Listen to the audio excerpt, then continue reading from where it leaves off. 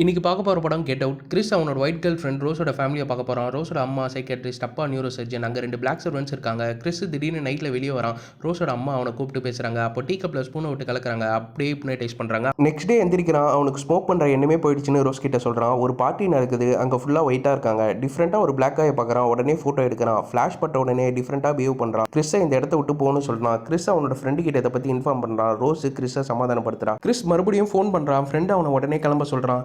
இந்த நேரத்தில் சீக்கிரட்டாக ரோஸோட பழைய ஃபோட்டோஸை பார்க்குறான். கிறிஸ் திரும்பி கிளம்புறான். ஆனால் ரோஸோட ஃபேமிலி தடுக்குது. ரோஸோட அம்மா ஹிப்னடைஸ் பண்ணி அவனை ஒரு ரூமில் பூட்டி வைக்கிறாங்க. சேரில் இருக்க பஞ்சை வச்சு நெக்ஸ்ட் டைம் ஹிப்னடைஸ் பண்ணும்போது எஸ்கேப் ஆகிறான். ஒரு ஒயிட் காயோட பாடி பார்ட்ஸை கிறிஸோட உடம்புல டிரான்ஸ்பிளான்ட் பண்ண பார்க்குறாங்க.